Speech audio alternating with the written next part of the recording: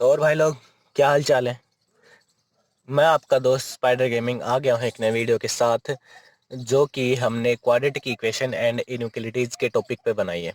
ठीक है। इस वीडियो में हम क्वाड्रेटिक इक्वेशन एंड इनइक्वालिटीज़ के बारे में पढ़ेंगे, जो मेरी तरफ से इम्पोर्टेंट हैं और जो एयरफोर्स नेवी के एग्ज़ाम में आते रहते हैं। हम उन्हीं क्वेश्चन को डिस्कस करेंगे जो ज़्यादा मेन है। ठीक है। तो शुरुआत करते हैं कि क्वाड्रेटिक इक्वेशन क्या होती है। Quadratic equation is the in the form of a x square plus B x plus c. ठीक है। क्वाड्रेटिक इक्वेशन वो होती है जिसका जो a x square plus B x plus c के फॉर्म में अगर वो इक्वेशन है तो वो क्या होगी, क्वाड्रेटिक इक्वेशन होगी। Where a b c are numbers and a does not equals to zero. ठीक है। जिसकी डिग्री टू होगी, जिस भी इक्वेशन की डिग्री टू होगी, हाईएस्ट डिग्री, वो इक्वेशन क्या होगी, क्वाड्रेटिक इक्वेशन होगी। ठीक है। आइडेंटिकल इक्वेशन क्या होती है, if two equation have the same roots. If दो इक्वेशन है, अगर उनके रूट सेम है तो वो क्या होंगे, आइडेंटिकल इक्वेशन होंगे। रूट्स ऑफ द इक्वेशन क्या है, the value of variable satisfy the given equation are the roots of the equation. Roots क्या होते हैं, मान लो इक्वेशंस के वे वो वेरिएबल जो अगर उस इक्वेशन में हम पुट करवाएं तो वो उस इक्वेशन को सेटिफाई करें। ठीक है। मान लो a x square plus B x plus C is equal to zero. इसमें एक्स की जगह वो वैल्यू पुट करें जो जो पुट करने के बाद ये जो पूरी की पूरी टर्म है वो किसके बराबर हो जाए, जीरो के बराबर हो जाए। ठीक है। वो होते हैं roots of the equation. Next है an equation of degree n has n roots either real और इमेजिनरी। ठीक है। जितने ज़्यादा डिग्री होगी उतने ही ज़्यादा क्या होंगे, रूट्स होंगे। जैसे अगर किसी इक्वेशन की डिग्री दो है तो उस डिग्री के उस इक्वेशन के कितने रूट्स होंगे, दो। ठीक है। जैसे कि a x square plus B x plus C is equal to zero, ये इक्वेशन है। इसकी highest degree of the equation कितनी है, टू है। एक्स की पावर कितनी है, टू है। And a b c are constant and x is a variable. ठीक है। X is a variable. A b c की कांस्टेंट क्यों क्यों है, क्योंकि इनके इनके जगह हम और कुछ वैल्यू नहीं पुट कर सकते। And x is a variable. X के जगह हम क्या पुट कर सकते हैं, इस इक्वेशन के रूट्स। ठीक है। नेक्स्ट है, ये इंपॉर्टेंट है, इसको ध्यान से देखना। ये डायरेक्ट एग्जाम में पूछा जाता है कि if an equation a x square plus B x plus c has a given root. ठीक है। अगर कोई भी इक्वेशन है, कोई भी इक्वेशन दे रखी हो, अगर उसके रूट ऐसे दे रखे हो a plus under root b and a plus iota b, then the अगर उसके दूसरे रूट पूछ लें, ठीक है, तो वो क्या होंगे। तो उसके लिए देखते हैं। मान लो हमारे पास गिवन रूट क्या है, ए प्लस रूट बी। अगर हमने फर्स्ट इक्वेशन का है, मान लो कोई भी इक्वेशन है, अगर उसका हमने गिवन रूट दे रखा है ए प्लस रूट बी, अगर उसका दूसरा रूट पूछ ले तो क्या होगा, ए माइनस रूट बी। ठीक है। इसी तरह अगर ए प्लस आइटा बी दे रखा है तो उसका अदर रूट क्या होगा, a minus iota b. Next क्या है, every equation of an even degree, every equation of an even degree whose constant term is negative and highest degree coefficient is positive has at least two real roots, one positive and one negative। ठीक है। इसमें क्या है, every equation of even degree, even degree के case में, even degree मतलब जिसकी power highest power क्या हो, टू हो, फोर हो, सिक्स हो। ठीक है। whose constant term is negative, constant term मान लो ये हमारे पास क्या है, इक्वेशन है, इसमें कॉन्स्टेंट टर्म क्या लिख रखी है हमने, नेगेटिव लिख रखी है। And highest degree coefficient is positive, highest degree coefficient, ये हाईएस्ट डिग्री क्या है, एक्स स्क्वायर, इसका कोफिशिएंट क्या है, ए। अगर ये पॉजिटिव है तो उस केस में क्या होगा, has at least two real roots, one positive and one negative. ठीक है। इस केस में दो पॉजिटिव के दो रूट्स होंगे, जिसमें एक पॉजिटिव और एक क्या होगा, नेगेटिव। ठीक है। नेक्स्ट क्या है, if all the terms, if all the terms of the equations are positive and the equation involves no odd power of x, then all its roots are complex। ठीक है। इसमें क्या है कि if all the terms of the equation are positive, ठीक है, जितने भी टर्म्स हैं जैसे कि a x square plus B x plus c, ये नेगेटिव ना होकर क्या हो, positive. And the equation involves no odd power, odd power क्या, जिसके एक ठीक है, 3 5 7 जिसके x की पावर क्या ना हो, 1 3 5 7 ना हो क्या, ठीक है। Then all its roots are complex, तो उस केस में उस इक्वेशन के जो रूट्स होंगे वो क्या होंगे, कॉम्प्लेक्स होंगे। जैसे कि क्या है, यहाँ पर एक्स स्क्र है, एक्स स्क्र प्लस में 1, यहाँ पर ओड पावर नहीं ली हमने एक्स, जैसे कि सिंपल इक्वेशन लिखते हैं x square plus x plus 1, इस केस में हमने एक्स को हटा दिया और क्या लिखा है, x square plus 1 is equal to 0, या फिर क्या लिख सकते हैं, एक्स की पावर 4 प्लस में 4 इज इक्वल टू 0। ठीक है, कैसे होगा, जैसे कि ये 4 है, ये इस तरफ जाएगा तो नेगेटिव होगा, फिर अंडर रूट लगेगा तो नेगेटिव में अंडर रूट क्या होता है, कॉम्प्लेक्स नंबर होता है। ठीक है, नेक्स्ट क्या है, finding roots of the quadratic equation. ठीक है, किसी भी क्वाड्रेटिक इक्वेशन के रूट्स फाइंड आउट करने हैं तो कैसे करें, बाय फैक्टराइजिंग मेथड। इसके 3 मेथड देखो, the by factorising method, by completing square method, by quadratic formula. ठीक है, फैक्टराइजिंग मेथड और क्वाड्रेटिक फॉर्मूला आपने पढ़ा होगा, सिंपल है। इसमें कंप्लीटिंग कंप्लीटिंग स्क्वायर मेथड भी हमने इन्वॉल्व किया है, वो भी इम्पोर्टेंट तो नहीं है लेकिन पढ़ लेना। क्या है, मान लो इक्वेशन दे रखी है हमें x square plus x minus 6, ठीक है, इज इक्वल टू 0। क्या है equation, x square plus x minus 6 is equal to 0। तो इसको हमने तीनों मेथड से सोल्व किया है, by factorising method, by completing square method and by quadratic formula. ठीक है, फैक्टराइजिंग मेथड से हमने सोल्व किया है तो x square plus x minus 6 को एज इट इज लिखा, फिर एक्स को इस तरह से हम एक्स के इस तरह से टुकड़े करने हैं कि अगर उसको मल्टीप्लाई करें तो क्या आए, -6 आए, और अगर उसको ऐड करें तो क्या आए, प्लस का एक्स आए। ठीक है, फैक्टराइजिंग मेथड यही होता है। एक्स स्क्वायर लिखा, फिर इस एक्स की जगह हमने क्या लिखा, 3x माइनस 2x। तो 3x माइनस 2x को हमने मल्टीप्लाई किया तो क्या आएगा, 6 माइनस का 6, एंड इसको हमने ऐड किया तो क्या आएगा, 3 माइनस 2 कितना होगा, प्लस एक्स। ठीक है, -6 इक्वल टू 0। अब इसमें से हम क्या लेंगे, इस पॉइंट में से हम x कॉमन ले लेंगे। x कॉमन लेंगे तो क्या है, यहाँ क्या बचा, x बचा, x प्लस 3। यहाँ पर हमने -2 कॉमन लिया तो यहाँ क्या बचा, x प्लस 3। ठीक है, फिर x plus 3 and x minus 2 को अलग अलग लिख लेंगे और इसको 0 के बराबर लिख देंगे। फिर x plus 3 is equal to 0, x minus 2 is equal to 0। x की वैल्यू क्या आ जाएगी यहाँ पर, -3, और इसकी जगह क्या आ जाएगा, x इज इक्वल टू 2। ठीक है, फिर इसी को हमने बाई कंप्लीटिंग स्क्वायर मेथड से सोल्व किया है।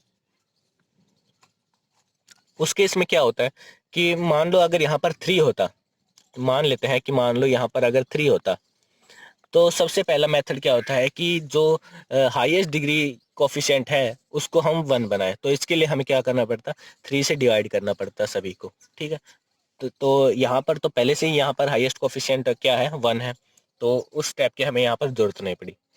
ठीक है, उसके बाद क्या होता है कि जो ये मिडल एलिमेंट है, मिडल एलिमेंट का जो कोफिशिएंट 1 है, इसका हाफ करना पड़ता है, और उसको स्क्वायर करके एक बार ऐड करना होता है और एक बार माइनस करना होता है। तो यहाँ पर 1 है तो 1 का यहाँ पर देखो, ये एज इट इज इक्वेशन लिख दी। उसके बाद क्या करना पड़ता है कि 1/2 हो गया, हाफ करना पड़ता है उसका, फिर उसका एक बार स्क्वायर करके एक बार यहाँ पर प्लस कर दिया, यहाँ पर क्या कर दिया, माइनस कर दिया। ठीक है, फिर इसके साथ क्या है, इस जो x के साथ जो टर्म होती है, जैसे कि जो साइन होता है, वही उसी साइन का हम यहाँ पर क्या बनाते हैं, फॉर्मूला बनाते हैं। यहाँ पर देखो एक्स स्क्वायर है प्लस एक्स है, प्लस में 1/2 है, यहाँ पर प्लस का ले लेते हैं, प्लस का ही लेना पड़ता है हर बार। 1/2 का होल स्क्वायर हो जाएगा, बचा क्या यहाँ पर, -6 बचा एंड -1/2 का होल स्क्वायर बचा। फिर ये किसका फॉर्मूला होता है, a square plus b square plus 2ab। तो ये किसका फॉर्मूला हो गया, x प्लस 1/2 का होल स्क्वायर, और इसको एज सोल्व करके लिखेंगे तो ये कितना हो गया, -25/4, और ये अगर इस तरफ जाएगा जीरो के साइड तो क्या हो जाएगा, प्लस का हो जाएगा। फिर ये इसको क्या और सोल्व करेंगे तो x प्लस 1/2 का होल स्क्वायर किसके बराबर आ गया, 5/25। किसका स्क्वायर होता है, 5 का, एंड 4 किसका होता है, 2 का, तो इसका भी होल स्क्वायर रख दिया। तो ऐसे अगर बराबर में हम स्क्वायर को स्क्वायर के साथ बराबर में लिखते हैं तो स्क्वायर कैंसिल हो जाते हैं और प्लस माइनस साइन यहाँ पर इंट्रोड्यूस हो जाता है। ठीक है, तो x plus 1/2 is equals two plus minus 5/2। इसको एक बार प्लस लिख दिया और एक बार क्या लिख दिया, माइनस लिख दिया। यहाँ से x की वैल्यू निकाली तो क्या आ गई, 2 आ गई। यहाँ से x की वैल्यू निकाली तो क्या आ गई, -3 आ गया। ठीक है, नेक्स्ट है by quadratic formula. Quadratic formula में क्या होता है, जो फॉर्मूला देखो, ये x की वैल्यू कैसे निकलती है, -b plus minus under root b² -4ac upon 2a। ठीक है, ये फॉर्मूला होता है क्वाड्रेटिक फॉर्मूला, ये याद रख लेना। ठीक है, तो इस केस में a क्या है, a is equals to 1, b is equals to 1 and c is equals to -6। तो x क्या होता है, -1 पुट करेंगे, -1 प्लस माइनस अंडर रूट 1 -4 और a क्या है 1 और c क्या है -6। इसको आगे सोल्व करेंगे अपॉन 2a, 2 और a क्या है 1। इसको आगे सोल्व करेंगे तो x क्या है -1 plus minus under root 25 upon 2। ठीक है, फिर इसके बाद क्या आएगा, x is equals to -1 plus minus 5/2। फिर क्या आएगा, x को एक बार इसके साथ प्लस में लिख दिया, एक बार क्या लिख दिया, माइनस में लिख दिया। तो यहाँ से x की वैल्यू क्या आएगी 2, यहाँ से क्या आएगी -3। ठीक है, तो इसमें हमने इम्पोर्टेंट क्या लिखा है कि b² -4ac is called discriminant. ठीक है, जो ये इस फॉर्मूले में जो b² -4ac है, इसको क्या लिखते हैं, डिस्क्रिमिनेंट बोलते हैं। If b² -4ac is greater than 0 then the roots are real. ठीक है, क्योंकि अगर अंडर रूट में अगर नेगेटिव आएगा तो क्या होंगे, वो उस केस में रूट्स क्या होंगे, इमेजिनरी होंगे। ठीक है, इसी तरह हमने ये सेकंड क्या लिखा है, if b² -4ac is less than 0 then roots are imaginary. ठीक है, नेक्स्ट क्या है, मोस्ट इम्पोर्टेंट है, रिलेशन बिटवीन, जो एग्जाम में जो क्वेश्चन पूछे जाते हैं वो यहीं से पूछे जाते हैं। Relation between coefficient and roots of equation, coefficient and roots of the equation in a quadratic equation ax² + bx + c is equals to 0। ठीक है, इस क्वाड्रेटिक इक्वेशन में हमने क्या माना, let alpha and beta be the roots of the equation. ठीक है, इसमें हमने मान लिया कि दो रूट्स है, क्योंकि इसके क्या है, हाईएस्ट डिग्री 2 है, तो इसके क्या होंगे, दो रूट्स होंगे, अल्फा एंड बीटा, वो हमने मान लिए। ठीक है, तो अल्फा एंड बीटा का सम ऑफ रूट्स क्या होता है, sum of roots is equals to alpha plus beta is किसके बराबर होगा इस क्वाड्रेटिक इक्वेशन में, -b/a। And product of the roots क्या होंगे, alpha beta is equals to c/a। इस इक्वेशन को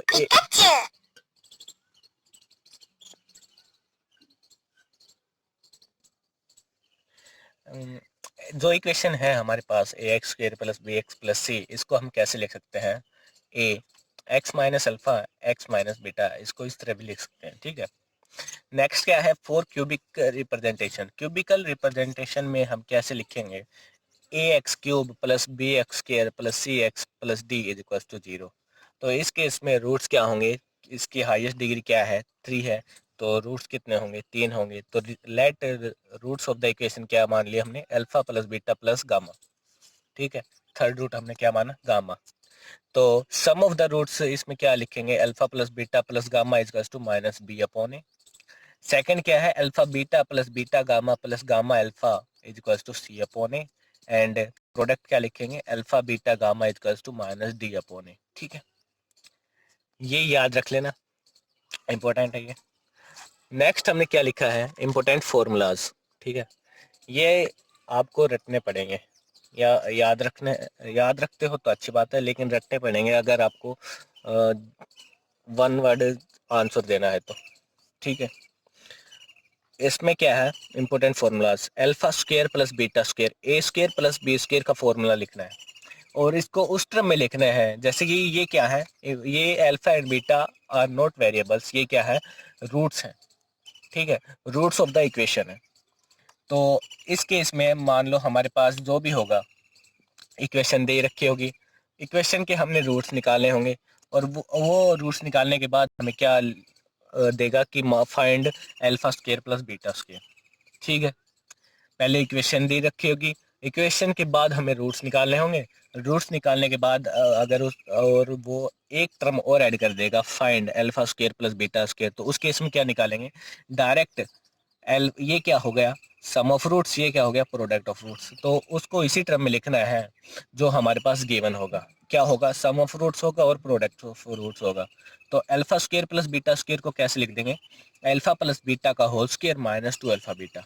इसको अगर सोल्व करते हैं तो क्या लिखते हैं, alpha square plus beta square plus 2 alpha beta minus 2 alpha beta. Plus 2 alpha beta और माइनस 2 अल्फा बीटा कैंसिल हो जाएंगे, क्या बचेंगे, alpha square plus beta square. ठीक है, तो ये किसके बराबर आ गया, alpha square plus beta square. इसी तरह मैंने अल्फा की जगह यहाँ पर 2 मान लिया, तो क्या हो गया, 2 प्लस बीटा का होल स्क्वायर माइनस 4 बीटा। ठीक है, नेक्स्ट वाले क्या है, a square minus B square. ठीक है, तो यहाँ पर क्या है, alpha square minus beta square. और हमें रूट्स वो इक्वेशन कैसे बनानी है, वैसे बनानी है जैसे कि हमारे पास सम भी गिवन है और प्रोडक्ट भी गिवन है, उसी के आधार पर हमें बनानी है। तो यहाँ पर अल्फा प्लस बीटा हो जाता है और अल्फा माइनस बीटा हो जाता है। ठीक है, अल्फा प्लस बीटा तो एज इट इज सम है, लेकिन अल्फा माइनस बीटा क्या है, इसको हमें कन्वर्ट करना पड़ेगा। तो इसको कन्वर्ट करने के लिए क्या लिखेंगे, अल्फा प्लस बीटा, ये एज इट इज लिख दिया, और इसको कन्वर्ट करने के लिए क्या लिख दिया, under root alpha square plus beta square minus 2 alpha beta. अब alpha square plus beta square को और कन्वर्ट करना पड़ेगा, तो इसको क्या लिखेंगे, अल्फा प्लस बीटा, ये एज इट इज लिखा, under root alpha plus beta का whole square minus 4 alpha beta.